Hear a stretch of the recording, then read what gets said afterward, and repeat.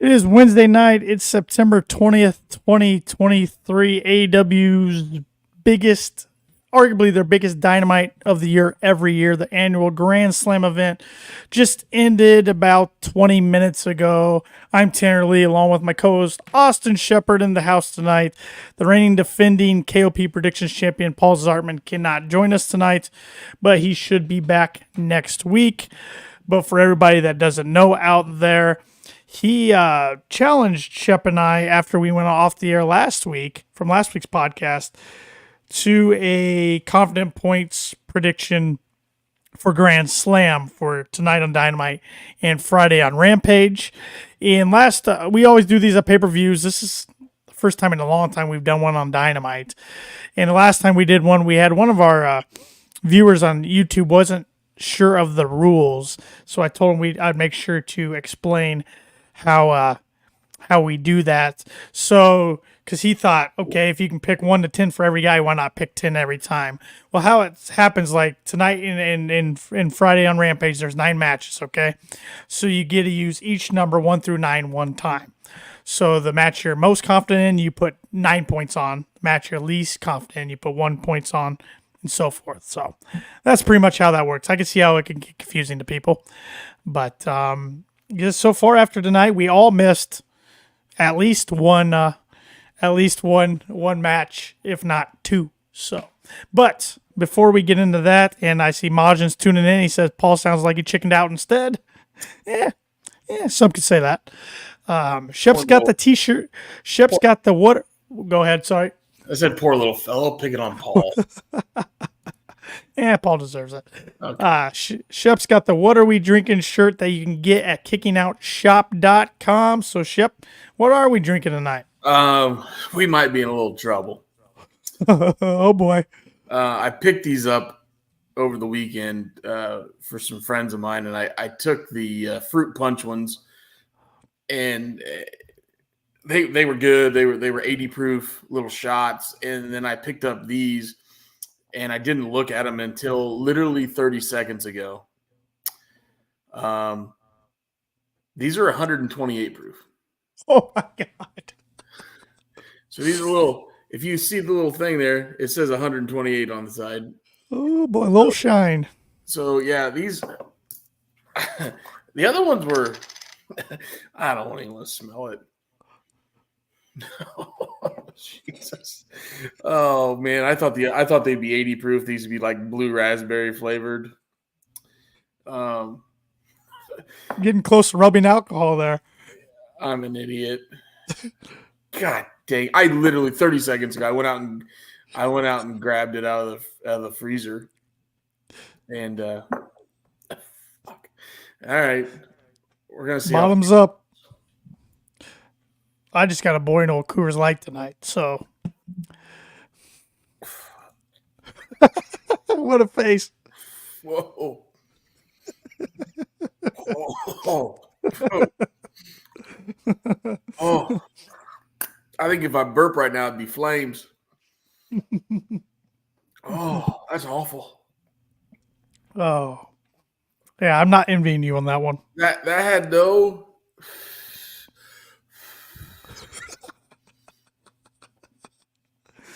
That had no blue flavoring at all. Like, I thought that'd be like some blue raspberry.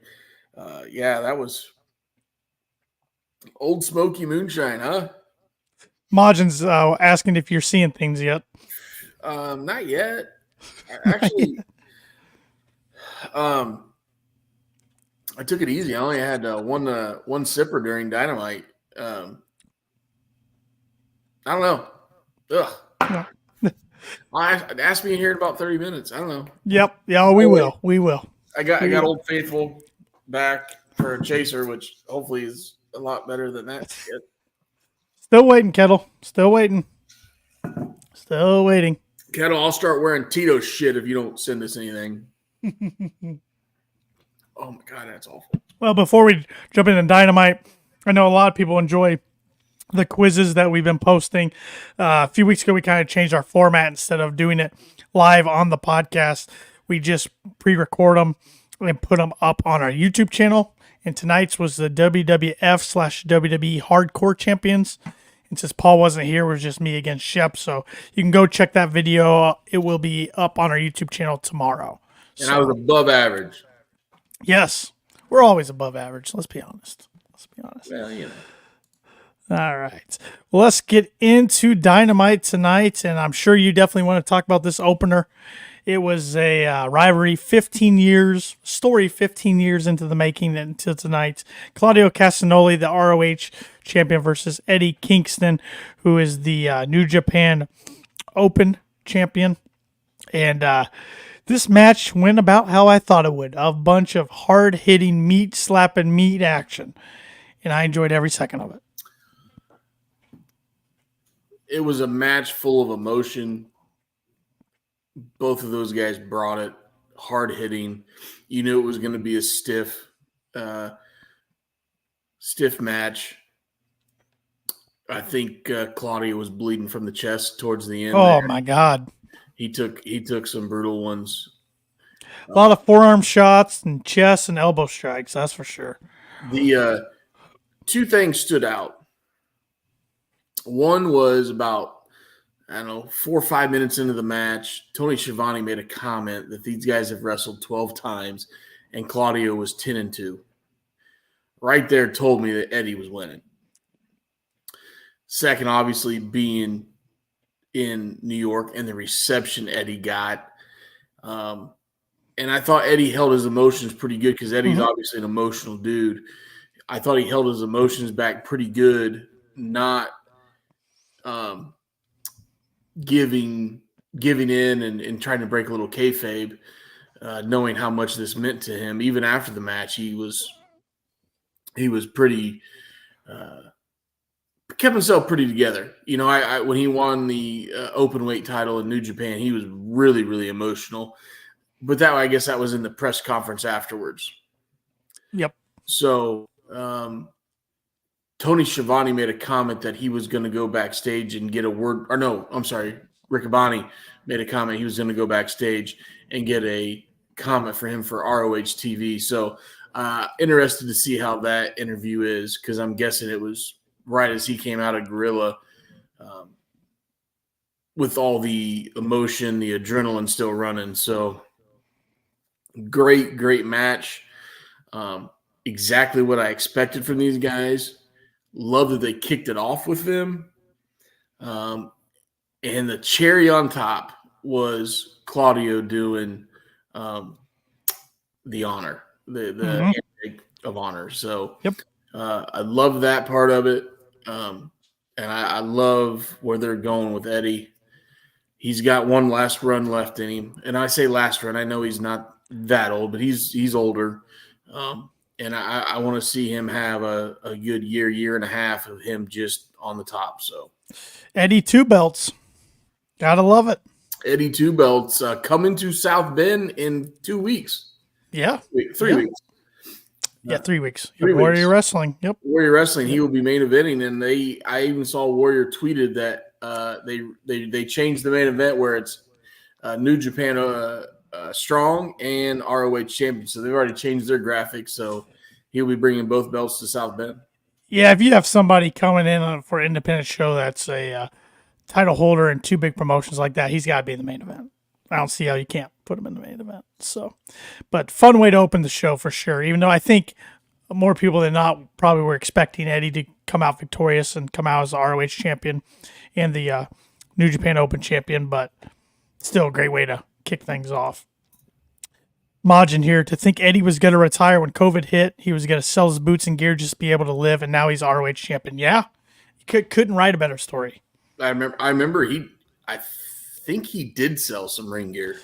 I think he did sell, some to make a mortgage payment or something, and then he got the call from AEW to come in against Cody for the TNT Open challenge. And I think it was Renee's podcast that he got really deep into. I think he was on Jericho's, but he kept a guard up on Jericho's podcast. But it was Renee's where he was really real. Mm-hmm. And I'm guessing it's because of the relationship of him and Mox, but right. Yeah, I remember listening to that podcast. It was really good, and he just said, "Look, I came back from a tour of Was he in Israel or something? It was out of the country. Yeah, that sounds right. South America, Israel, where and he was with Luther. Him and Luther were buddies of all people. And he came back and COVID hit. He had a little run with the NWA, and he's like, "Look, I'll sell my ring gear. I got bills to pay." Mm-hmm. So yeah, just super pumped for that guy. Yep, finally getting the run he's always deserved, and he's not going anywhere. He'll retire with AEW.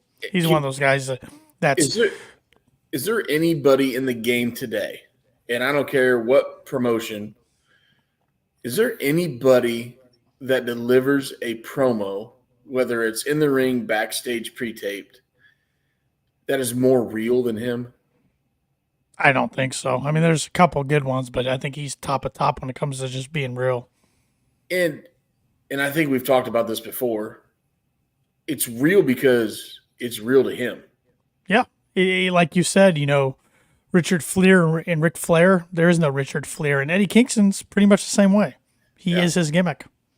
So Eddie Kingston lives this business in and out of the arena. Yep. So yeah, the promos he did coming up to this match. Oh my gosh. Great. Yep. So.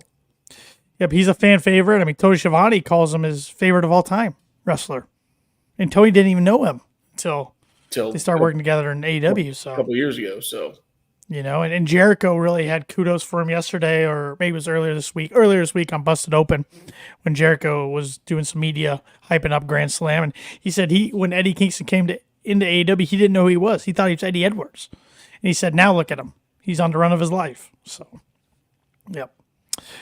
We then see the Kingdom shown backstage last week at Roderick Strong's bedside, reading cards to him. Adam Cole then turns up, but the Kingdom claims it's convenient they turn up now as they have to leave. Cole says he has to leave too to be there for MJF's title match, and Roddy's not very happy about that. I'm kind of over this storyline.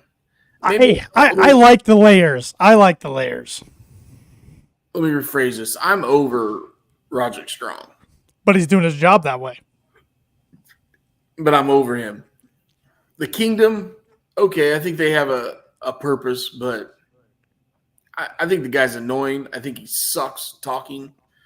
Yeah, that's just me.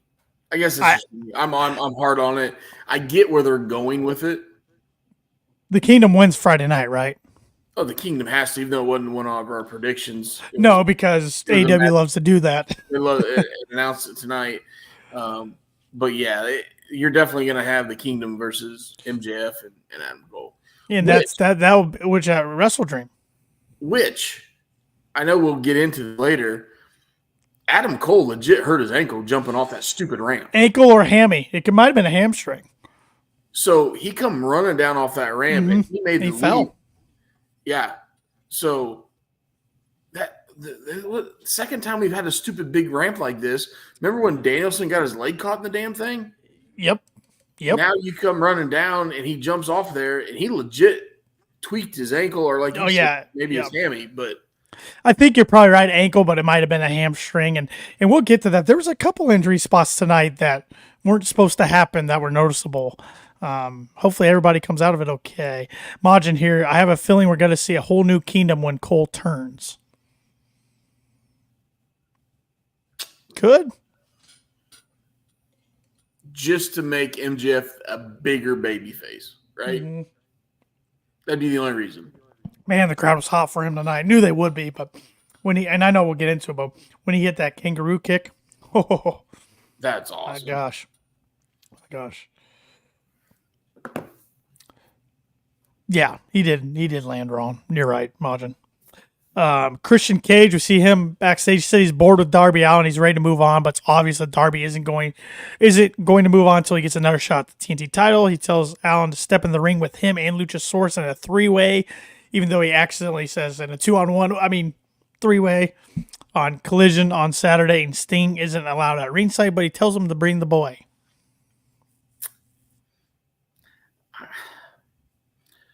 I'm not really invested in this story right now. And yeah, and I don't know if it's. I get it. What Christian Cage is doing. He's the champion. Um, Darby Allin fan said Darby Allin's going to climb Mount Everest. There is no greater athlete. Darby Allin's going to be in a wheelchair in 30 days if he's not careful. Yeah, I don't know. I don't know if I get the big push with Luchasaurus. I know Christian Cage is walking around like he's the champion, but I don't know if I get behind this one. Yeah. What gets me is Darby and both Nick Wayne are from Seattle. Wrestle Dream is coming up. What is that? Next Sunday in Seattle. So I thought that's where we'd see a title change if we're going to see one. So I don't know. I don't know what's going to happen here. I don't know. Then we get Chris Jericho versus Sammy Guevara. These guys have been partners, faction partners, tag team partners, brothers to say for 4 years since AEW started. First time they're ever going one-on-one. This match had a few areas where it was a little sloppy. For the most part, though, I enjoyed it. I thought it was a pretty good match. I liked the story they told in the ring. Guevara did come out with a jacket that was all lit up in honor of Jericho, and he was wearing similar color of attire, and the commentary team pointed this out, similar color attire to where Jericho wore at WrestleMania 19 against HBK, and I'm glad they brought that up because it would pay dividends in the end. But I like the story they told. It was Guevara should have won this match, but he tried to do extra when he didn't need to. I want to know the record of superstars or professional wrestlers, whatever you want to call them, right? That come down with an entrance that have a live singer. Yeah, that would be interesting. Because I feel like of the last year or so, anybody that came down and had a live performance as their entrance, they ended up losing the match. More times than not, it seems like. In that guy, I'm forgetting his name off the top of my head. He is Easy Street or Easy Money. He's the co-host of Swerve's podcast. Oh. So Swerve Strickland's podcast. He does some music stuff with AEW. Well, I couldn't have told you he was the artist behind Guevara's theme until tonight, though. Yeah. But Guevara did some real athletic stuff, like Majin said. Jericho seemed a little bit off tonight, the moonsault and a few other things. There was one spot where Jericho tried to do the springboard kick off the top rope. He missed, and then Sammy tried to do something. He missed. Sammy tried to do a super kick, completely whiffed. Yep, it was kind of ugly. And then he came back and did it again. Yeah, it was had its sloppy points of the performance, but this storytelling, I think, is what overshadowed. Yep, and that's what Jericho's MO is anymore, storytelling and getting younger talent over, which I picked Jericho for one confidence point. You and Paul both had Sammy, so that was big in my favor. And the reason I picked Jericho going into this is I thought this was not going to be a one-off. I thought this would turn into a long feud, which it looks like it's going to. And people were freaking out on Twitter and the IWC, he didn't give Sammy the rub. Well, he will eventually, I'm sure. He just didn't tonight, and it's for the story. It adds to the story. Like Majin said right here, Jericho mentored Sammy from day one. He knows Sammy would have went to the top for that definite move, and it cost him. Yeah, little bits to the story there, and that's what happens in the end. Guevara has him beat after hitting a GTH, but he went for the shooting star press, and Jericho counters it into the code breaker. Then post-match, they shake hands and hug it out. But just like Jericho did to HBK at WrestleMania 19, Guevara hits the low blow, and then the crowd erupts in a bunch of boos, and Callis comes out and joins Guevara's side. So it looks like Guevara might be joining the Don Callis family, which I didn't really see that coming. Actually, it makes sense, though, with the history of Jericho and Don Callis. Sure does. Sammy had saved Jericho a couple times, but it just shows it shows the power that Don Callis has backstage, and it's just building Don Callis up. And making him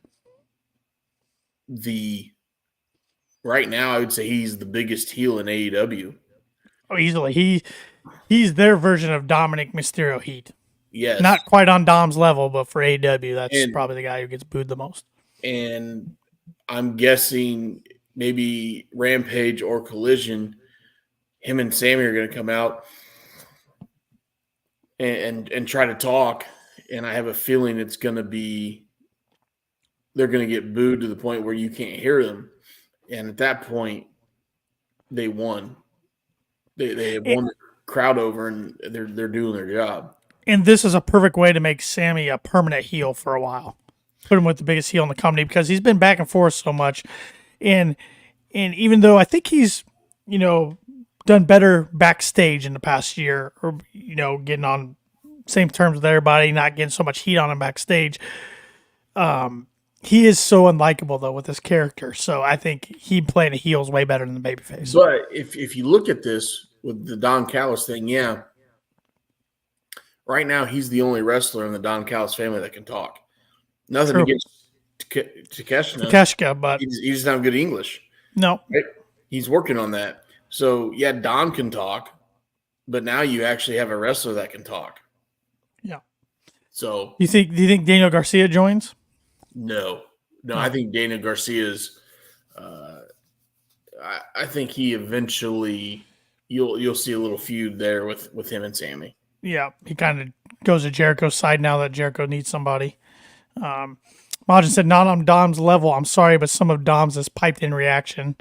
Don is not only all natural, but as soon as he comes out, it's on site. That is true. Yeah. That is true. I know they one of the dirt sheet says, they turn Dom's mic down and turn up the crowd noise a little bit. Yeah. Yeah, I know they did do enhance a little bit. That's a good point. It's a lovely thing of technology. Yeah, that's a good point. We then have the AEW International Championship match, which this was one of the big stories coming out tonight. Jon Moxley was defending against Rey Fenix, and they were shown beforehand. Before we get to that, I should say MJF and Adam Cole arrive at the building, and MJF's cutting a promo on Samoa Joe, but he looks to do their better than you, baby catchphrase, and Adam Cole's phone rings. It's Roderick Strong. He tells him to calm down, you're not dying. And then MJF is questioning if Cole has his back tonight or not. So that's the type of layers I like of the story right there. Yeah, good little segment. Yeah. But yes, Moxley and Phoenix, and they're explaining why Phoenix wanted this match a month ago. Before All In, they put Phoenix out of action. They brawl immediately before the bell rings. Phoenix runs and leaps off the ramp, wiping out the champ, which was a great camera shot, all in one shot too. Kevin Dunn over there in Stamford, Connecticut, needs to take some lessons of that. Don't have to camera cut 5 million times. I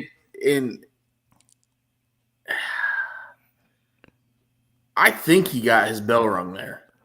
I think he might have Mox's head. Might have.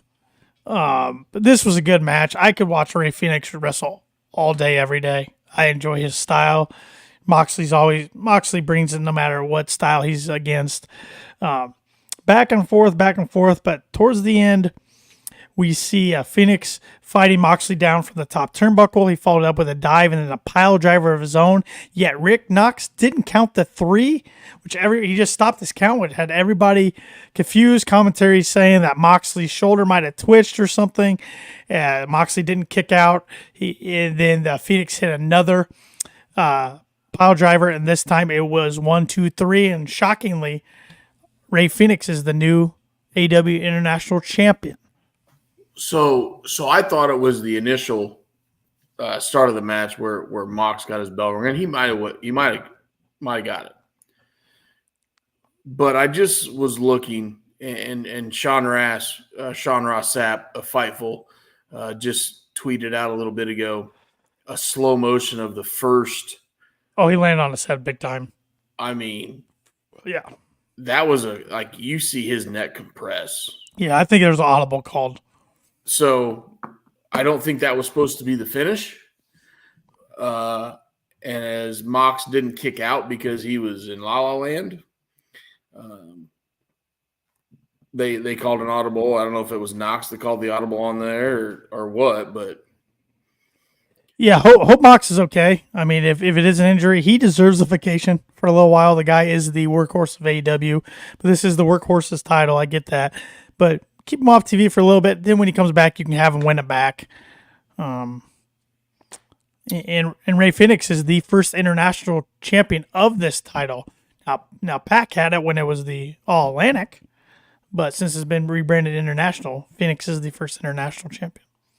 And there was a fan that had posted a video of Mox from behind the announce desk when the camera went to Joe and his promo and the lights went out. You saw Renee come out of the back of the side. Now, they did not let Renee in the ring as medical staff attended to Mox. And then he got up, bounced out of the ring, and walked through the crowd like he wanted to. So hopefully there's nothing serious with the neck. And maybe the best case scenario is he got a concussion and right. He takes a week or two off. So right. So, yeah. Thoughts with Mox. Hopefully it's not too severe, but I knew there's something up when you see Doc Sampson come right in the ring and the camera didn't pan down to Mox or anything. When that happens, you know something's going on. I thought maybe he blew out his shoulder, like at first, just the way they mentioned his shoulder twitching, but I think that was commentary just putting a spin on it to try to keep it going. We then got the AEW Women's World Championship match between Saraya and who was accompanied by Ruby Soho versus Toni Storm. I like Tony's new entrance tonight. Thought that was cool. The black and white and the, I don't know, kind of, even though it wasn't black and white, it kind of took me back to when Goldust in the 90s and 2000s would come out with the Shattered Dreams productions and kind of the slow motion. It's kind of what it reminded me of. Yeah, and I didn't realize Saraya had only had 6 singles matches so far in AEW in a year. I knew it was not many, but I thought it was more than 6. Yeah, that seems about right, though. Imagine saying he's hearing a concussion, but that's all he's heard out there in social media land. Concussion, I think, would be a win. Yeah, no, I mean concussions are very serious. We're not downplaying them, but yeah. He said, Imagine said, Tony had a new entrance, huh? Sorry, I'm still at the kiss spot.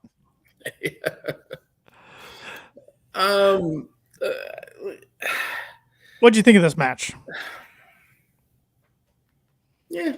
In the end, Saraya's was successful in defending, but with the help of Ruby Soho. Ruby, I thought the last 2 minutes of the match were the best part of the match. Mm-hmm. Had the most excitement.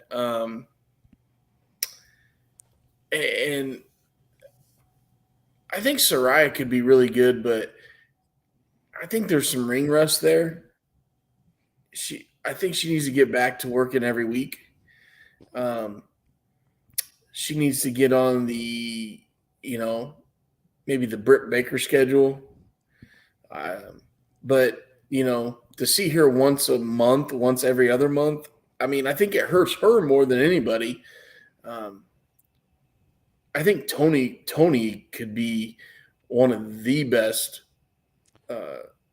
women professional wrestlers in AEW, mm-hmm. if not the top. She is so athletic and so smooth. She carried Saraya in this match, in my opinion.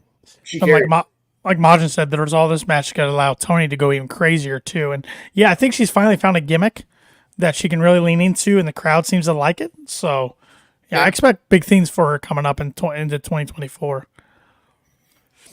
I do like I think Saraya needs the annoying sidekick in Ruby. Yep. I think that plays really, really well. She needs some more reps. She really does. She took so much time off. She's come back and wrestled a few matches. She just needs more reps. But I think she gets the reps. I think she can be just fine. I was a little disappointed. I thought we might get a surprise of Mercedes Moné after this match. I really did. I did too. And we didn't get it. Camera angle of her back walking up the ramp, and I'm like, "Ooh, it's mm-hmm. time." But mm-hmm. they did good. They might be saving that for, assuming she's cleared. They might be saving that for Wrestle Dream, since there's going to be some New Japan influence in that too. So I don't know. We'll see.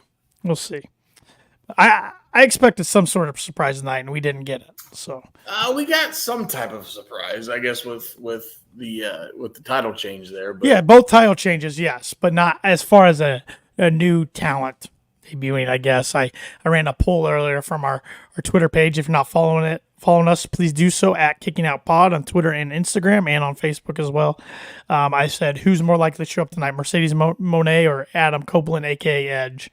And Mercedes was winning last time I checked the poll. So, but neither showed up. One of them showed up. Neither showed up. So let me ask. You brought it up. Yes. Let's quit talking about the show tonight, right? Rabbit hole. Adam Copeland is such a normal name. I know. It doesn't carry any weight. But he can't use Edge. So, I mean, Christian went to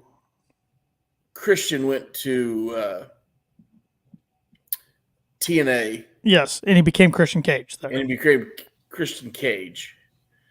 So the Christian name carried over, right? Mm-hmm. But you can't call him Edge Copeland. Yeah, like Majin said, Sexton Hardcastle. That's what he was before he got to the WWF.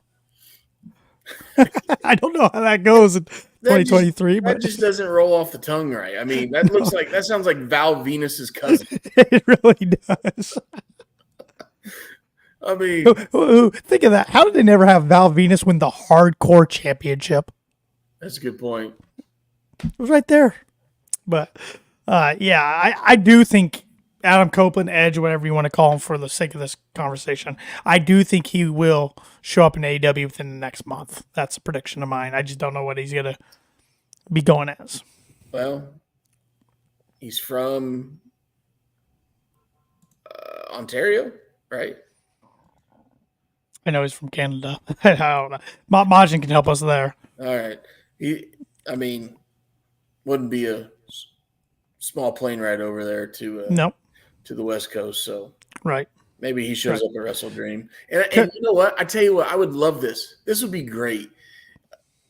Not that I don't want to see him in AEW, but I'd love for him to show up at Wrestle Dream to confront a Zack Sabre Jr., to confront a Will Ospreay, to confront somebody from New Japan Toronto. That's Ontario, right? Toronto, Ontario, right? I don't know my provinces. I know Windsor. Windsor had a bunch of strip clubs when I was 18, 19. But, like, could you imagine his first big opponent was a New Japan guy like a Tanahashi, an Ospreay, something like that, like a typical dream match, something 6 months ago we'd never think we'd see. I think that would carry more weight than coming in going after Christian Cage or Luchasaurus or teaming up with them or whatever, which I think he'll eventually do a program with them because that's probably what he ultimately wants to do. But you can get some other dream matches out of the way. So Majin said it's the biggest city in Ontario, smelliest too. Hey, I was right. Toronto, Ontario. I know my Canadian because I'm a hockey guy. Leafs, Maple Leafs, Raptors, Blue Jays. Marty McSwirly. He dominated the Maple Leafs. Domination. Oh boy, here we go. We went a few weeks without any Marty talk, so it was about time he comes back up. One more thing I wanted to hit on before we get into the main event. We were just talking about the women's division, and last week what I brought up doesn't even matter anymore. Jade Cargill. Last week on this podcast, we were talking about how it's time to push her in the main event scene. Well, she has taken her ball and ran over to the WWE. Not official yet, but she's off the roster page, and all signs point to her going to the WWE, which, I don't know, it's pretty crazy because she was just sourced in an article not too long ago. I think it was like 2 weeks ago saying no other place she'd rather be, loves working for Tony Khan, and contract up, and maybe she thinks the WWE is the way she can get into the entertainment aspect of the world quicker. I don't know. I don't know. I think she is money. I do think she's very green, but I think she is money. So she could benefit from a little run in NXT. I've been reading though they're gonna send her straight up. Well, the money they paid her, they should. Yeah. But I mean, yeah, I hate to see her go because I think she could be an awesome talent. But she had some matches that I think I was at least pretty negative about. Well, I think over half of her undefeated streak was recorded matches, usually like on Rampage. So she's still pretty green when it comes to live matches. Yeah. So, I mean, I know she had that. Was her debut match the one with Shaq? Yep. Her and Shaq against Red Velvet and Cody, which we never did find out where Shaq went after the ambulance. Shaq's gone. He was gone. That was so weird. That was so weird. He gone. That was part of the Cody verse. But I don't know. Yeah. So I tell you what, if she got her stuff together, her and Charlotte, I think a banger of a match. Just from a physical standpoint, holy crap! Yeah. And her and Bianca, printing money. Yeah. So you got some possibilities there. Shaq went to the Shadow Realm. I don't know what that means. It's Marvel stuff. Okay. I don't know what that means. But yeah, I was surprised. I mean, Jaden now is the second talent behind Cody to jump from AEW to the WWE. Today, Sean Ross Sapp on him and Jimmy Van's show was asked by somebody if he had to name 5 guys he could see show up in WWE from outside promotions before WrestleMania 40, who would it be? And he listed Cardona. He listed QT Marshall. He listed CM Punk. And then he listed Billy Kay and Sean Spears? No, her tag team partner. No. Yeah. They were the Iconics in their first round of WWE. Yeah. I can't remember their name, but one of them just had a baby, right? Yes, or she is about to. Yeah. Well, Sean Spears' wife did. The other one is pregnant. Okay. Right now, so. Don't they know? Yeah. Don't the girls know what causes that? Yeah. Well, good for them. I'll just say Wardlow's up there too for me. He's one to watch out for. I'd say Ricky Starks is one to watch out for. I know QT's contract runs up in December. I believe they did a short extension till the end of the year, but yeah, he's so close with Cody. I think I could see him jumping. You talking QT or Ricky? QT, but also Ricky too. But QT's contract's up in December. Oh, QT and Cody have the school together, correct? Yep, the Nightmare Factory. Yep. So, and he's just starting to come into his own now, though, with the AAA. Dude, him and AAA, what I've seen, he is so entertaining. Well, and AW's trying to sprinkle some of it in, but they haven't had him on TV lately. So, and they got to get him out of that TMZ-esque. Yep. Segment. Yep. Like, just make him the super heel like he is down in Mexico. Yeah, they ruined Hobbs' little hot run he had with that. Well, they've ruined Hobbs, and to me, that they buried Warlord. So yeah, I mean, AEW's not kind of big guys. It seems like. But Vincent Kennedy McMahon loves them guys. He does. Your uncle loves them. Oh boy. Did you listen to any Angles podcast with Rogan? I listened to his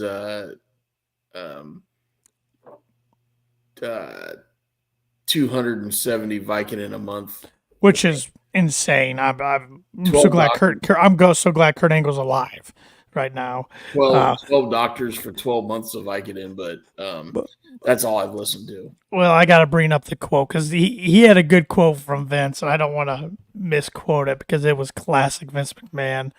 Let me see. That's good shit. Yeah. Let me see here. Let's see if I can find it. Of course, now here it is. He said Vince McMahon told Kurt Angle that he plans to live until he's 120. Oh, I saw that. He said, when I came back to WWE, Vince said, I'm going to have this company for a lot longer than you think, Mr. Angle. I'm 73 right now. My mom lived to be 101. I'm planning on living till I'm 120. I'm never letting the company go. I'm always going to be working here. They're going to have to pull it from my cold, and then he said, pry it from my cold, dead hands. Yeah. The only thing that they're going to have to pry from his cold, dead hands is the money that Shane and Stephanie's going to inherit. Yeah, Majin, I've spoken on that many times on the podcast. Lance Archer. They use him for like a hot minute, make him a monster, and then they have him lose, and then he's off TV for like a year. I tell you what, I've watched some New Japan. And he's awesome over there. Dude, and he's over there. Yeah. I love him over there. Yep. Just another example. So, one WWE talent contract to keep an eye on. Sean Ross reported today that Sheamus's contract is up in early 2024. And Sheamus is the age of 46. So WWE's got a decision to make there. They do one more run with him, or do they let him do? Ultimately, it's going to be whatever Sheamus wants to do. But because I think McIntyre's contract's up around that time, too. Well, they added some time to McIntyre because of his injury. Yeah. I don't think Drew would leave. I don't either. Now, Sheamus at 46 with the new regime, I could see them saying, nah, we'd rather bring somebody up to NXT that would probably pay 80% less than you. You maybe have 1 or 2 years left in you. And honestly, I kind of think that's what happened to Edge. And Edge is a great story. Don't get me wrong, Legend, one of the best to do it. But I think 3 years ago, Tony Khan offered him a contract first. And then he went to Vince. And Vince was like, no, you're not going anywhere. We're going to make it. Now, 4 years later, I think he's not as valuable to WWE right now as he was. And he probably doesn't talk to Vince right now. Vince made a comment in a talent meeting that he's got a boss. Mm-hmm. So maybe Vince doesn't. Maybe he has a say so, but maybe he doesn't have the actual power to sign a new contract. Yeah. So we will see. That's gonna be an interesting one. There could be a lot of loyalty since Endeavor's in charge now and not the McMahon family. There could be a lot of loyalty out the window. Yeah, definitely could. It's gonna be an interesting situation to keep an eye on. Only good for the independents and AEW. Yep. So. Yep. Then getting back to Dynamite, we'll close out the Dynamite talk before we get talking about some other stuff. The AEW World Championship match, the main event, MJF defending against Samoa Joe. Loved what they did with MJF before the match, with throwing it back to the Bret Hart-like little vignette with the kid. MJF whispers to the kid. The kid looks up, I'm adopted? But he did not look anything like his dad. No, he didn't. And MJF wearing a jacket that had all sorts of New York teams on it, including the Buffalo Bills. I thought that was pretty cool. Which Taz and Shivani and Excalibur were having a good time talking about that. And they had that last place Yankees on there. Yeah, I thought you were going to talk about the Mets, but yeah, last place in the East. We're not going to. That could be a whole nother rabbit hole in podcasts we could go down. I don't feel like doing that. All my teams are struggling right now. The Yankees got a bigger payroll than AEW right now. They need to tear down and rebuild, but they won't do it because they're stubborn. That's what they need to do. They need to suck for a couple of years, but they won't do it. Okay. But Samoa Joe dominated this match early on, taking it to MJF's neck. MJF had some cool gear on tonight in tribute to Mike Piazza. A lot of 31 gear with pinstripes. That was pretty neat. Even come from a Yankee fan. I thought that was neat. Yeah, how about that spot where Joe pulls up the padding by the not the announcer's booth, but the table they don't use since they were up third of stage, and exposed wood and a little pile driver there. I like that spot. I liked it. I thought the more protective spot was the ring apron. Oh, that was more unprotected. That was nasty. I mean, he landed on his shoulder / spine. And he beat the living shit out of MJF. He sure did.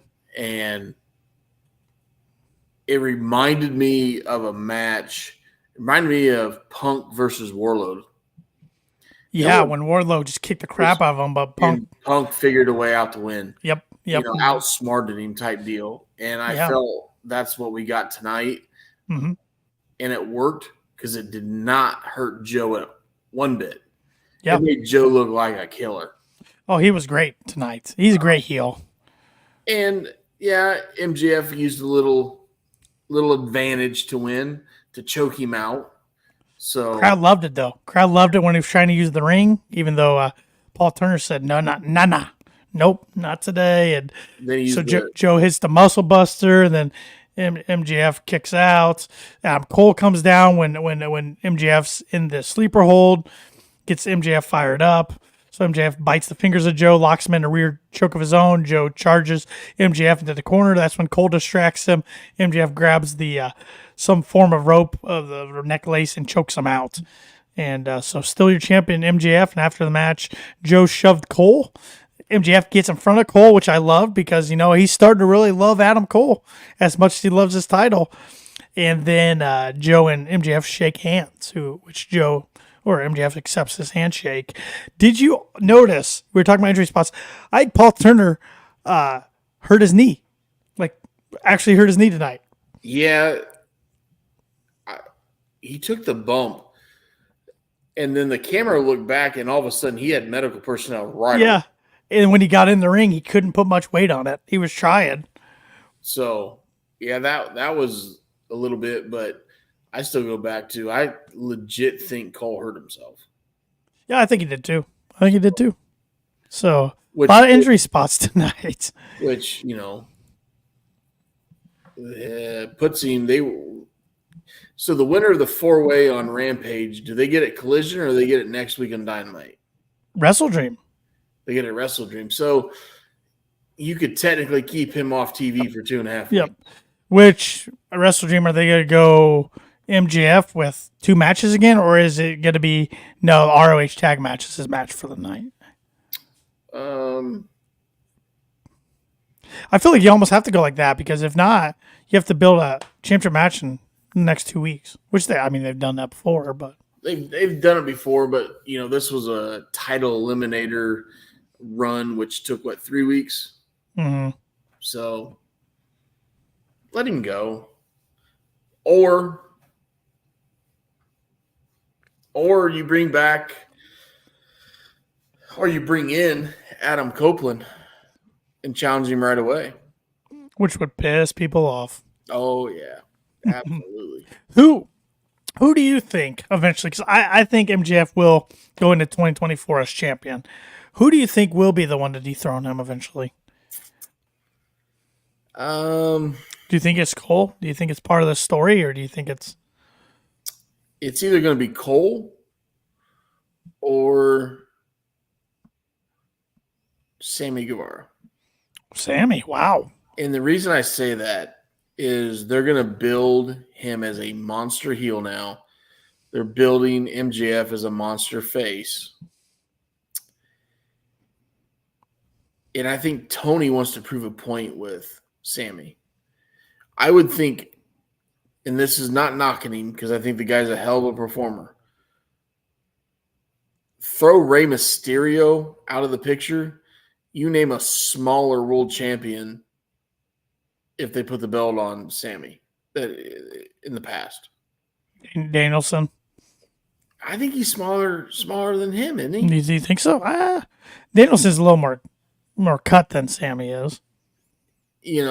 Maybe they're the same height, but I know Ray got the run in WWE there for a while. Right.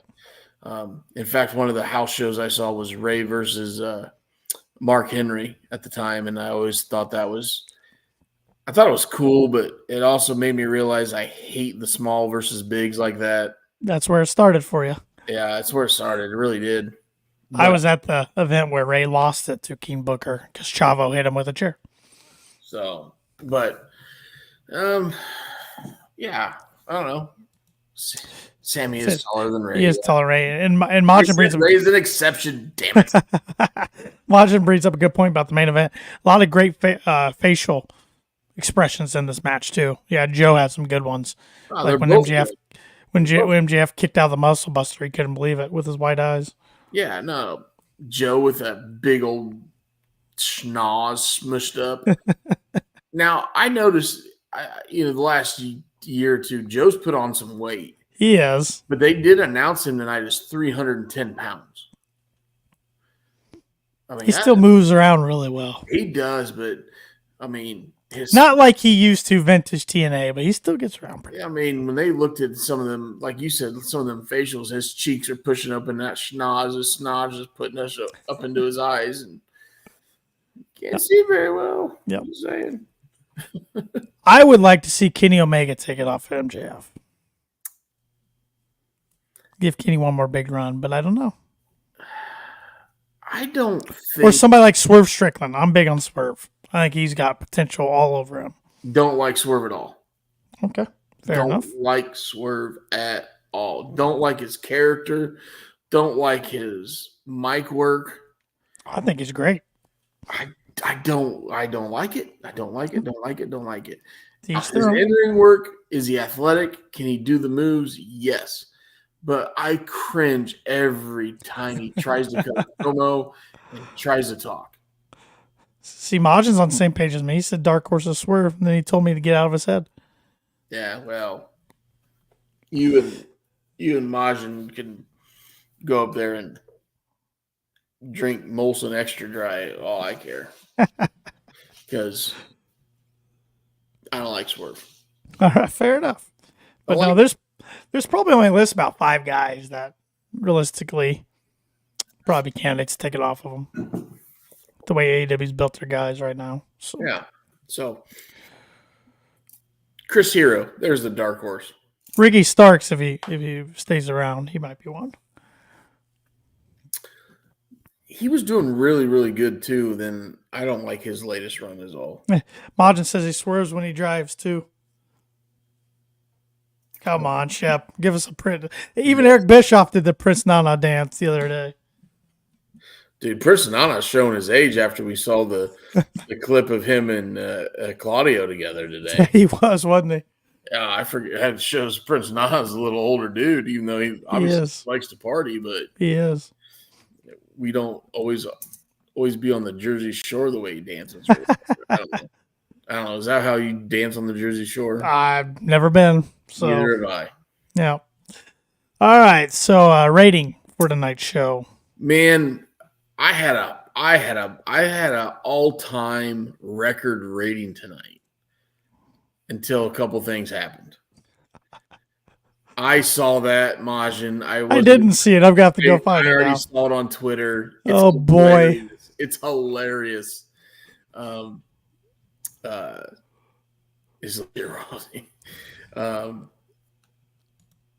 There's a couple things that brought me back down. I still have a high rating for me. I'm coming in tonight at an 8.2. Oh, that is high for Shep. Yeah, that is high. I was tickling 9s until some stuff happened. So I was right there, but I didn't come down as far as you. 8.8 for me tonight.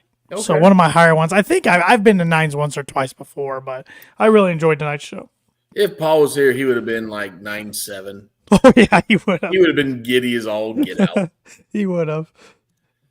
6.9 just for the kiss. Here we are both. Hey, Majin, you forgot the point in there, by the way, big dog. Oh, I don't think there's any forgetting. I think I was on purpose. 69 out of 10. That's a really, really high score. Okay. I think Friday's 2-hour Rampage will be good too. Well, we had four matches going in. Yep. So here and I didn't. So here was our confident points. I had Moxley for 7, which I missed. You had Moxley for 9. That was your ouch. Yeah. Paul had Moxley for 6. Paul had Saraya for 7. I had Saraya for 2. You had Saraya for 5. You had Guevara for 2. I had Jericho for 1. Paul had Guevara for 4. Paul had Eddie for 8. I had Eddie for 6. You had Eddie for 4. You had MJF for 8. I had MJF for 8. Paul had MJF for 9. So Paul's got the lead right now, but he did miss Guevara for 4, where I got Jericho right for 1. Friday night, Paul's got the Acclaim for 1. I have the Acclaim for 9. You have the Acclaim for 7. You have the Elite for 3. I have the Mogul Embassy for 5. Paul has the Mogul Embassy for 3. Paul has Darby Allin and Sting for 2. I have Darby and Sting for 3. You have Christian Cage and Luchasaurus for 1. Then you have Hook, Orange Cassidy, and Statlander for 6. I have them for 3, and Paul's got them for 5. So I got a chance. You got a chance. A chance. You need Christian and Luchasaurus to and the Elite. Pull it off. And the Elite. Yeah, you get both those. I Yeah, need you both are those. champ. Yep. The Elite happens. The Elite happens. Yep. They're EVPs. So I'm just asking if the title can change hands tonight. Nope. We got to wait till Friday night to see. So we do, because I'm guessing Tanner's got the lead right now, right? I think Paul's got the total points, but I'm in better shape, if that makes sense. Because the ones I missed, Paul also missed, and I got Jericho right, and he didn't. So I think I'm sitting good right now. Well, but we'll see. If the Elite doesn't win, I'm going to go manage a target. The Elite always screws one of us. Have you noticed that every time? Yeah, well, but I don't know. I mean, you think they'd have them in ROH? Absolutely. They're all ROH originals. They are, but your trios would be the Elite, and then your tag team champions Cole and MJF. I mean, they're really trying to boost ROH big time. I'm okay with it. Yeah. Honestly, I've never been a Brian Cage fan. You guys have known that. Right. And then the Samoan tag team guys he's got, I couldn't even name them. Well, I think they win to advance the Swerve Hangman storyline going into WrestleDream. That's the reason I picked them. No. We have contract signing between those two next week. Yeah. I think it'd be better that Hangman threw that Trios Championship in Swerve's face at the contract. Could. That, and like you said, Brian Cage and those two Sun guys don't do shit for me. So yeah. I like Cage's in-ring work. I don't like him on the mic whatsoever. Not that he's on the mic very often for a reason. Wrestler of the night for you, Eddie Kingston. Yeah, that's a good one. I mean, I'm not gonna agree just because I have to pick somebody different, but that's a good one. I'm gonna go Rey Fenix. Even if he wasn't supposed to be champ, good for him for winning his first singles title in AEW. I'm all for splitting him and Penta up for a little bit because they both can go as single competitors. Split them up for a little bit. You can always bring them back together. Yeah. Again, I don't think Tony Storm. Obviously they don't do it on purpose, but I don't know if he protected Moxley enough. So I hope it was a freak accident. Again, obviously he's not going to do it intentionally. Right. You know that, but I think Rey Fenix is maybe the most athletic guy in AEW right now. Usually when injuries happen in his matches, it's to himself. Yeah. So yeah. I thought there was, between the Mox deal, you had the referee, you had Adam Cole. I'm like, this show was, afterwards it was like, what the hell just happened? Yeah, I bet Tony was having a nervous breakdown backstage. Tony might have went and got his 47th coffee of the day. He might have. And he gets his coffee from Columbia coffee. Yeah, makes you hyper. It's kind of white. Makes you hyper. That's he puts a lot of sugar in his coffee. Oh, is that called sugar? Yeah. But aren't you supposed to put it in your coffee, not your nose? I mean, sorry. Yeah. Just joking, everybody. We like to have fun. We like to have fun here. Don't cancel us, give me please. Shit about it. Don't cancel us. Messing around. You can cancel Shep. I don't care. Majin says as much as he loves Hangner and AEW since he's got back with the Elite, all the development he went through seems to be gone out the window. He seems to be the Elite bitch again. Wow. It's pretty harsh. But Well, and his old running mates, the Dark Order, they're heels now. that is true. That is true. And he lost a lot of money because of Applebee's and Chili's. Yep, and they're Or millionaires. Wendy's and Chili's, right? And Dark Order's millionaires now. They're gazillionaires. Made good old Matt Jackson drink something he didn't want to drink Monday. Oh, go! I remember one of the original BTEs. This is back in their New Japan days, and they were talking about it. And one of the Jackson brothers, I can't remember, because I don't do alcohol. They're like, what? Well, yeah, everybody does drugs. I don't do alcohol. They're like, you drink it. They're like, well, I don't do alcohol. It was funny. They made a skit because I think Cody was actually there, and Cody was having a beer. This is like back in Japan. Didn't they always go to TGF Fridays? Oh yeah. That's like the only place they'd go. Yeah. So Cody had a beer, and they were talking about it, and one of the Jacksons. I think it was Matt. Yeah. I don't do alcohol. Yeah. It's like I don't do alcohol. It's great. Yeah, I still enjoy watching BT, but it will not get better than those days. Like when they were ROH and New Japan. Yeah. That was classic stuff. Classic stuff. Anything else AEW related you want to hit on tonight? No. I think we got something else to talk about. Probably. Majin, I wish they still had Cody those skits when he was possessed and that were hilarious. Yeah, the exorcism of Cody Rhodes. That stuff was so good. And then what was the skits they did on the first Jericho cruise on that boat was pretty good too. Yes. Yeah, they were. I had to go back and look at those. But yeah, they were. But yeah, I do have something else I want to talk about tonight. So, what do you guys want to talk about? Cody Rhodes, we want to talk about you and what your future's going to hold. If there is a story for you to finish at WrestleMania 40, or if Mr. Dwayne The Rock Johnson's going to take your spot. So, I'll go first. And I sent you and Paul the rant. The rant heard around La Greca. Sirius XM radio. The more I listened to, I sent it to you guys. Obviously, I listened to it. I sent it to you guys, and then I listened to it like 2 or 3 more times. And I am 150% in agreement with La Greca. There's a possibility that Rock just shit on the business for his own good. Mm-hmm. He loves the pop. Now,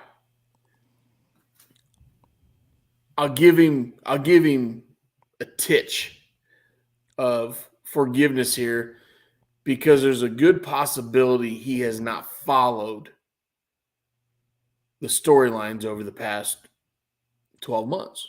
But he says he watches the product, so he's busy. Now, he hasn't been busy of late because the screenwriters are on strike, right?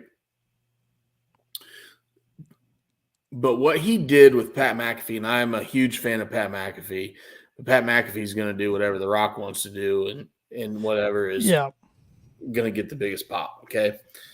But what he did on Pat McAfee's show, and then shows up 6 hours, 7 hours later on SmackDown,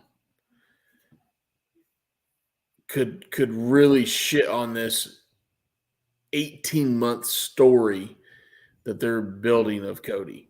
Yo, it definitely could. I mean, it's, I thought it was last year was now or never. With being in Hollywood 39, Rock Roman, I thought last year was now or never. But now we have this writer's strike, and that's why The Rock's got more free time. He doesn't have as much free time as Cena because he's involved in more stuff. Cena's got a lot of free time. That's why he's back too, which it was cool to see those two backstage face to face and welcome each other back. But anyways, I digress. And this is coming from a guy. I'm a big Rock fan. The Rock got me back into pro wrestling in 2011. I hadn't watched in a while. Saw that he had came back, and he got me right back in it. But I don't want to see him crap on Cody's story. Too much hard work's been into this, And I hate that he can just because who he is and the credibility he's built up over the years, he can just jump right in it and maybe steal the main event of WrestleMania. Now one of Rock's all-time biggest WrestleMania, which was Rock versus Stone Cold, wasn't that in Philly? Yes, WrestleMania 15. Yeah. Yep. I don't know if that has anything to do with it being back in Philly. I remember reading about that, and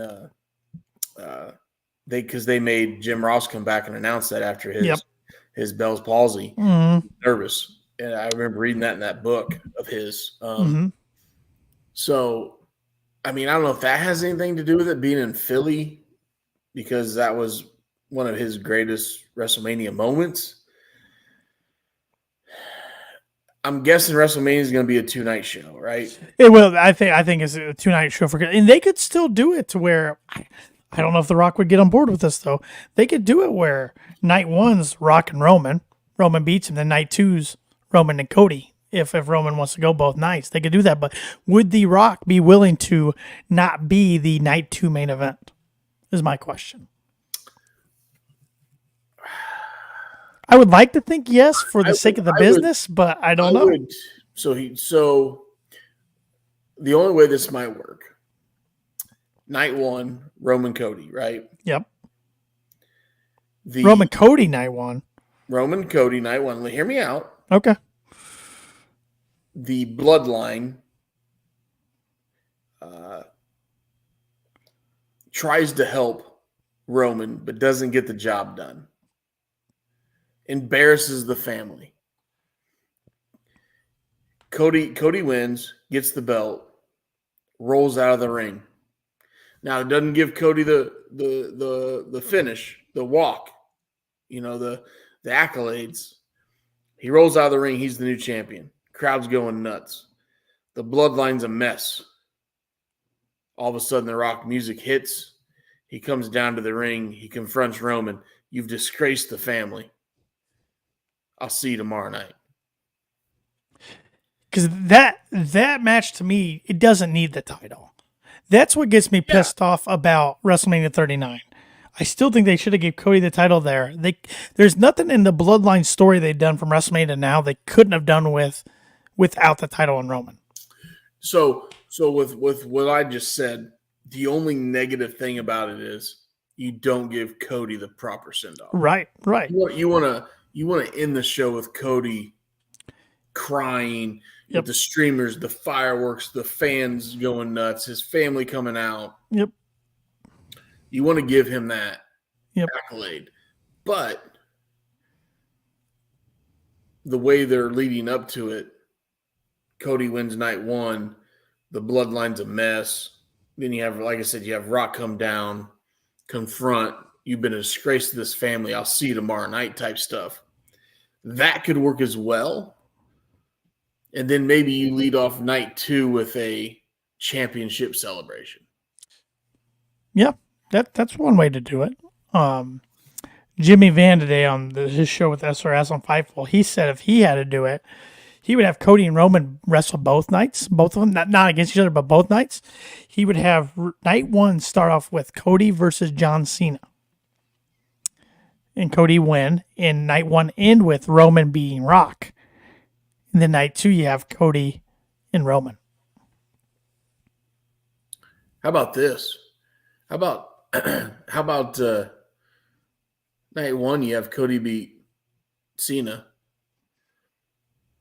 You have a Roman versus Rock match, okay, night 1. It gets all messy with the Bloodline. You don't have a definitive winner. So you have a 3-way the next night, Rock, Roman, Cody. You have Cody go over both of them. That would be big. Yeah. If you're gonna top last year, with Cody not going over, how do you not make him go over Roman and The Rock in the same night? Majin's got a good point here, but they did it apparently to give Cody something to work with for. And what's that? You've taken the rug out from under him. Yeah, he had a good trilogy with the Brock Lesnar, but I'm over this Judgment Day stuff they keep doing. I mean, if I see one more Judgment Day, Cody and KO and Sammy stuff, it's just the same thing over and over again. It's lazy booking. I know they are getting Jey Uso involved now. It's lazy booking, but they're biding their time until Royal Rumble. Yeah, I think he would actually. I would hope so, but if he realizes after last Friday the pop he got when Mac that was incredible. out, okay, probably one of the top 3 pops in all of professional wrestling since 1889. And also, what's that tell you about Austin Theory? I mean, he's been in the ring with Stone Cold, The Rock, and Cena in the past 2 years. Well, company thinks a lot of him. Yeah. And if you remember, and I can't remember, what documentary was that? The one they followed, Evolve. Oh, it was on, what channel was that on? It was on the network, wasn't it? No, it was on Vice. It was okay. It was before. It was a guy or Dark Side. It was a guy that documented independent wrestling, like he did Evolve. Then he went down and did Luchadors in Mexico. He did. Anyways, it was on, but that was back when Austin Theory was 18, 19 years old, and they were talking about, hey, he's the future. That was back when Darby and Ethan Page had a good feud, and Ethan Page hit him with the shovel. Slit his arm, and he had to go to the ER, and he's like, I'm not taking an ambulance. I don't have the money for that. I can't remember what that docu-series was, but anyways, I remember them talking about, or Gabe Spolsky was talking about Austin Theory then, that he's literally the future. I have a comment here on YouTube. Poor Cody. The Rock took a spot and no one cares. Now there's talk Cody wants to leave WWE. I have not seen any of that. I haven't seen that either. I would think Theory's the future of WWE, the next guy to get that belt. It's probably either him or the guy Majin says got to take a back seat to LA Knight. Yeah. Yeah. LA Knight's really good right now. So he is hot right now. Or Gunther's another one right there. They get thrown in the mix. Yeah, here's the difference with Gunther, though, okay? Gunther is good in the ring, but he's not the total package. Right. Okay? LA Knight's a total package. He's great in the ring, and he's entertaining as hell in the mic. He's the full meal deal, you know. Gunther, yeah, whatever. I'm not a big fan of that dude. Yes, what a dynamite indeed, Mundo. Who was your wrestler of the night? Yeah, LA Knight is hot right now. They need to pull a trigger with him. Which that's what makes me nervous about for the Rock thing at 40 is if they really think this is their one chance to do it, they're going to do it, I think. He's going with Ray Phoenix. Or no, excuse me. He's going with MJF. He was saying Ray Phoenix beat the shit out of Mox. Excuse me. Yes, true on both accounts there. There you go. True on both accounts there. So, but no, a lot of good stuff going on in the world of wrestling. You were saying WWE has to build a Royal Rumble. They got Survivor Series coming up, and CM Punk was doing some UFC commentary work, and he said he's free only for the next 2 months. Think he was being truthful, or did you think he was trolling, which he's pretty notorious to do so? I would trust CM Punk about as far as I could throw him. Right. It is in Chicago. I mean, it is in Chicago, and I forget what. It wasn't UFC. It was some feeder system to UFC. Right, but it's. But I mean, a couple months puts him in November. I think he's trolling, but I really do. I would think the internal WWE, true WWE guys, before Endeavor took over, would say, hell no. Okay? I don't want to deal with that dude. Obviously, his head doesn't fit through the doorway. Okay? Now, Endeavor, the guys calling the shots now are not wrestling guys. They see, oh, we can make a buck off of this.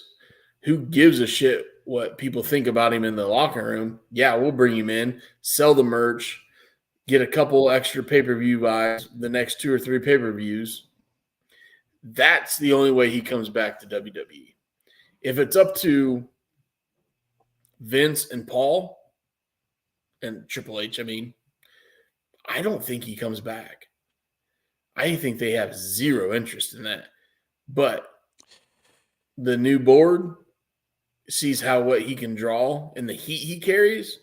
They'll sell some T-shirts and some pay-per-view buys, and they'll be like, look, he's worth a year or two. Yeah, no doubt about that. But I would be nervous. Even though we are a AEW heavily focused podcast, and that's our favorite promotion, that's why we do a podcast about it. I don't think we can argue that the WWE is printing money right now at a pace they've never done before, and business is hot for them. They're selling out arenas everywhere they go. I don't know if I'd want to mess that vibe up if I were them by bringing somebody like him in that can really screw things up backstage. And I was let's go back a year when the initial fallout happened. That's a good point. Good point by Mundo there.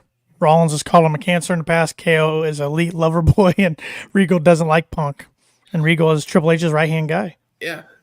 The only thing is, I don't know if Regal and Triple H have a lot of say on who they sign. They can give their opinions. And did anybody notice during the Mox match that there was a Seth freaking Rollins chant going on? Yes. Yeah, because he used a stomp. Yeah. So. And Hunter's had bad blood with Punk in the past, too. That's well on record. So, again, obviously I think he's wore his welcome out. And again, let's go back to the original all-out brawl or whatever it was. I was kind of like, at first I'm like, man, I think Punk just spoke his mind. I think these guys are soft and sensitive. Well, I think it's the other way around now. I think he walked in with a chip on his shoulder, and he wants to fight anybody that doesn't agree with him. And that's the greatest thing about professional wrestling is you can get all these guys in a room. They're all going to have different opinions, but you come together and you do what's best for business. And everybody makes money, and we move on down the road and have a beer together at the end of the night. Sounds like Punk was as closed-minded as Democrats. I don't know. It's just bad. Majin meant to ask you guys, did you see Nash's comments on LA Knight? Yeah, and then yes, I did. LA Knight came back and had the promo that took a shot at him. Took a shot at Nash. I think Nash is whack, man. He's in a bad spot. With his son passing away, he's not in the right mind frame right now. He had some, respect, what the heck he did in the business. And sure. He was great. He lost Scott Hall and then his son. He's in a dark place. I remember it's probably about a year ago. He showed up in Detroit at a GCW show. And I think I texted you and Paul this. I was watching it, and he was so intoxicated in that ring. It was noticeable is how drunk he was, and it was awkward. So, Got a couple comments here. Mundo said, Punk is a piece of shit. The guy destroyed AEW. Then last year, Punk went to see if he could go back to WWE while in contract to AEW. Then to give him Triple H power. It's like your wife cheating and returning back like nothing happened. Majin said, look at you, Shep. When did you become the authority shill doing what's best for business? Get that out of here. Udo said, Nash is out of it. Hall and son loss took a toll on him. Yeah. Yeah. Yeah. which is sad. It is. It's truly really, sad. yeah. It I mean, Nash is a legend, man. He really yes, is. he is. Yes, he is. I mean, them NWO changed the business forever. I mean, You like it or not. in the Attitude Era, that dude had a predominant role. Mm-hmm. Monday Night Wars. There was no Monday Night Wars without that guy. Yeah. So, now did he have too much power in WCW? Yes. Yes. Well, it sounds like the Turner people didn't have any control, and it was all Scott Hall, Nash, and Hogan. that had control. Oh, And doesn't work for me, brother. And it sounds like if Bischoff didn't do what they wanted, they beat the shit out of Bischoff too. So, Yeah. He said Nash can get away with talking shit. Majin says, with all due respect to him, but as much drugs and shit he did back in the day, I'm shocked X-Pac is still here. And X-Pac's done a good. I mean, he's recovered now and in a pretty good place in life, and because he was in a dark place for a while. But yeah, it's amazing to see his recovery. He had one or two shows there with GCW, got hurt, and then I saw he's back. I could see him doing one or two off more with them. They paid him pretty well. It sounds like. So. I could see him a Rumble appearance or something down the road if he could. So, yep. Anything else you want to hit on before we call tonight's show a wrap? No, I think that'll do it. We had a good week of shows, and sounds like we're gonna have a good Friday. Sounds like Collision all of a sudden is showing up to be a banger. RVD's coming back for a match, which is that his hometown, Grand Rapids? That's where he's built from. He's built from. Okay, So, which is cool. That's cool. Yeah. That got the biggest pop of the night of the matches that were flashed up at the arena. So. Yeah, FTR versus the Workhorsemen. Like, I get that match, but don't put the titles on the line. Don't say it's a championship match because you know FTR's winning. They're defending against Aussie Open. I mean, that's already been announced. Yeah, but if you go by the rankings that AEW tries to go by, when they threw those out the window, those guys are in 77th place.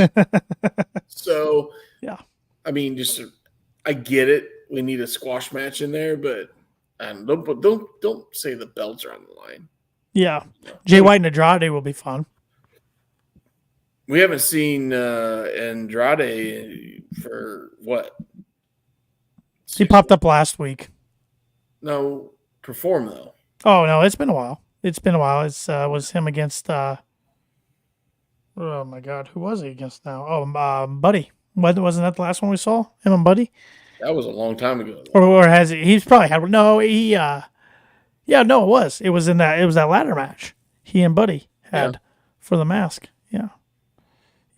I did see this. I'm glad you brought this up. Yeah. Ryan Nemeth teasing that Nick Nemeth, aka Dolph Ziggler, might potentially come over, and I think AEW would be a good fit for him. I think he can really go in the ring, and I think he's done everything he can in WWE, and he needs a new, fresh, clean slate. So since COVID, the guy's just basically been collecting a paycheck. Yep. I mean, the dude held the WWE title 2 times, right? The world title. Or one of them. Yeah, because he cashed in against Del Rio, a huge pop night after Mania. Mundo says FTR just doing a storyline on putting and defending the Bears to show they're the best tag team to get a Bucks match for the belts. Ziggler brother is in AEW. Yeah. Ryan Nemeth. Belts. Yeah. I know what you meant. So, and a lot of good stuff. Wasn't Ryan Nemeth one of the guys 4 weeks ago that got kicked out of Collision because of Punk didn't like? Yes.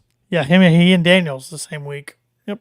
And what was the reason Punk didn't like? Nemeth called him out when he came back this past year and did the promo. Nemeth tweeted, he didn't tag Punk in it, but you know he's referring to him. He said he's the softest guy in the world, pretty much. So, And since TK originally gave Punk pretty much control of Collision, he could decide who he wanted there and who he didn't. Didn't really work out. So yeah. You know what? As big as a talent as Punk is, I would consider the guy a Hall of Famer. Yep. I just don't think he was worth the headache. Tony Khan did the right thing. He did what he had to do for the company. Ratings might dip for a little bit, but I think Jericho kind of said on Busted Open this week, company's in a better place than it was a month ago. And so I can't wait for the wrestling world to put this together. They're going to put a Vince McMahon, you're fired, a picture of CM Punk, and the picture of Tony Khan doing the Daniel Garcia dance that we saw. They will. Somebody's going to do that. Somebody's going to do you're fired, CM Punk, and then Tony Khan trying to do the Daniel Garcia dance. Please, if anybody's listening, I don't have the capabilities, I don't have the talent on Twitter to put that shit together. Don't know how that works. Somebody please put that GIF together, because if it is, I'll retweet it, I'll post it, I'll tag Kettle One in the damn thing, and hopefully they post it. It sounds like a viral post to me. Majin, so Shep, does that mean Khan did what's best for business? Absolutely. Yes, he did. He did, and the reason he did what's best for business is he saved his locker room. Yeah, it was. Because if you have a whole locker room turn on you, I don't give a shit how much merch you're selling. You can't get it back. How much pay-per-views you're doing. When you come to work every week and it's a fight, it'll eventually spill onto television, and guys like us and women like us will recognize that and start saying this is a shitty product. Yep. Don't want to invest my time in it because there's tons of other things we could be doing or other promotions we could be watching. So there's a lot of wrestling out there, and that's why, I don't harp on anybody for watching what they like, because watch what you like. I mean, if you like WWE, great, watch it. I don't care. So, one more thing I wanted to mention, because we were talking, all this authority talk in WWE, Randy Orton should be coming back for a return soon, which I've always been a big Randy Orton fan. So glad to see him coming back, because that was back fusion he had, not neck fusion, back fusion. So did you bite the bit of him going to the Performance Center? Well, SRS said he has been at the Performance Center a lot lately. So I saw the clip that made its rounds, and then there was half of the comments were that's new. Half of the comments were saying that's an old clip, which could be, but he has been reported to be in there. And they were commenting because of his size. He looked pretty big. Well, and I keep referring to the guy because he's the guy I follow, because I think he's the most credible one out there. Sean Rossap said he is humongous right now. They said he put on a ton of mass. Well, so then maybe it's new. We didn't talk about Santana and Cardona. Yes, Mike Santana, as he goes by now, and Cardona had a little tiff on the Indies, and Cardona saying he would come to AEW, which would be interesting because his first run didn't do so hot. But that was during the pandemic. It was during the pandemic, and he had one or two matches, right? Yeah. Cody kind of got him a tryout deal. Him and Cody are buddies. Mm-hmm. But I do like that I think they worked in Hog Wrestling together, are going to. And then he said, "Hey, look, have your buddy fly me in on Wednesdays. I'm free.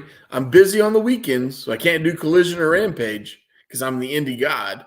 But I'm open on Wednesdays. I do like that." Yeah, Majin, great point. Fusion surgery's got to be careful. Look at Bobby Roode. He's done now and transitioned to a backstage role. Yeah, you got to be real careful. Neck fusion, back fusion. Yeah, got to be real careful. And Mundo said Santana was on Rampage, and I read a spoiler already about what he was involved in. I'm not going to spoil it for anybody. So I'll tell you, Shep, off the air, but I'm not going to spoil it for anybody. Okay. I'll let you watch it Friday. It's good stuff is all I'm saying with what he's getting involved in is good stuff. So. Yeah, I haven't looked at any of the spoilers yet. Yep. I caught that earlier. So they must have taped some Rampage. They must have done an hour before and an hour after, since it was a 2-hour show, because that spoiler came out before Dynamite was even out there. So Anything else you want to hit on as we put a wrap on tonight's show? I think it was a good night. Really enjoyed Grand Slam. Crowd was good in Arthur Ashe. So yeah, I think overall, AEW came out smelling like a rose tonight. No, yeah, I thought it was a good show, and like I said, the crowd was hot, and they sold a lot of tickets the last few days late.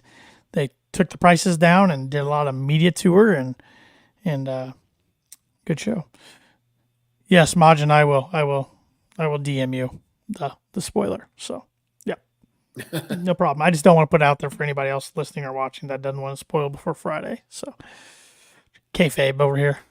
But yes, that is going to do it for this week's pod. Please like us wherever you listen to your podcasts at, and subscribe, and if that's Apple Podcasts or Spotify, please give us that 5-star rating and review. Helps us out a lot. Helps us differentiate ourselves a little bit from the other AEW and pro wrestling podcasts out there. You can follow us on all social media platforms at Kicking Out Pod. You can follow myself if you want to. I'm kind of boring. I do a lot of sports talk, but I'm on there at Tannerly92. Austin's at the Shep 27, and our reigning defending KOP predictions champion that couldn't join us tonight is Paul Zartman at Paul Zartman 921. And if you want to get some cool merch like the NWO styled KOP shirt I have, the What Are We Drinking shirt that Shep's wearing, KOP hat like I'm wearing, go to kickingOutShop.com. You can get a lot of great merchandise, support a great podcast by looking great doing so. And for Austin Shepard, I'm Tanner Lee. Join us again next Wednesday night as we kick out yet another podcast.